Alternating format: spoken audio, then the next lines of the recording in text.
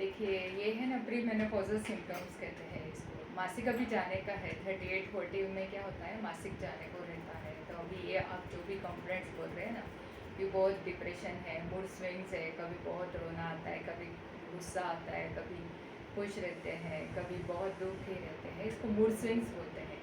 यहाँ हार्मोन सबके ज़ीरो हो रहे हैं अभी, हाँ, स्त्री बीज बनना बंद हो जाएगा, कभी मासिक बहुत ज़्यादा आएगा, कभी बहुत कम आएगा।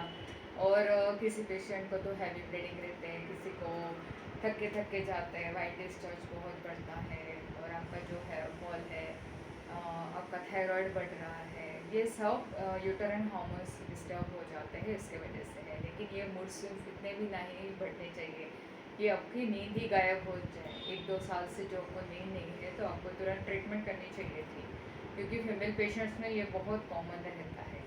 मासिक जाते समय बहुत पेशेंट को तकलीफ़ होती है, मानसिक बीमारियाँ होती हैं, और ये जो जॉइंट पेन है ये भी दिन ब दिन बढ़ता जाएगा। अभी ये आयरन डेफिशिएंसी है, कैल्शियम डेफिशिएंसी है, विटामिन B12 डेफिशिएंसी है।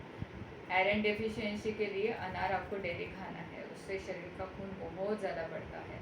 कैल्शियम डेफिशिएंसी के लिए चूना रहता है, वो गेहूँ के बराबर इतना सा जो रहता है, पानी में छाछ में रोज़ मिलाकर आपको खाना है। विटामिन B12 के लिए आपको धूप में रोज़ बैठना है, आधा 1 घंटा डीप ब्रीथिंग करनी है, और फिर जो मकई के रेशे रहते हैं जिसको दाढ़ी बोलते हैं, उसका जूस पेशेंट को डेली दिया जाता है। या फिर काले जो तिल है उसको रोस्ट करके थोड़े से तवे पे सेक के उसका मुखवास बना के देते हैं, हल्दी संजर डाल के। वो बार बार चबा चबा कर खाने से उसका तेल जो है दांतों में उतरता है, तो दांतों का दर्द भी निकल जाएगा आपको, और हड्डियों में आता है तो उससे हड्डियाँ मजबूत बन जाती है। और अलसी के बीज उसको भी रोस्ट कर लेना है, बीज को थोड़ा सा सेक लेना है, और उसको मुखवास के जैसा थोड़ी थोड़ी देर में थोड़ा थोड़ा चबा चबा कर खाना पड़ता है।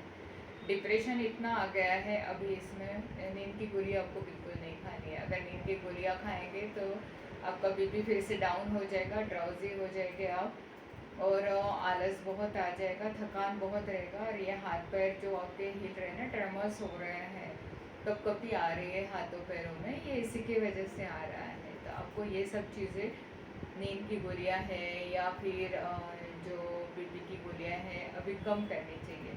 तो हम जो पंचकर्म करेंगे इसमें नस्य और शिरोधारा रहता है। शिरोधारा कंटिन्यूसली फोरहेड पे कंटिन्यूसली दवाई का तेल, ऑयल, उसमें घी रहता है, काढ़े रहते हैं, दूध की रहती है, और कंटिन्यूसली स्काल्प पे मसाज रहता है, जिससे धीरे धीरे नसें खुलती है और बीपी नॉर्मल होने लगता है। इसलिए आपको डरने की कोई बात नहीं है।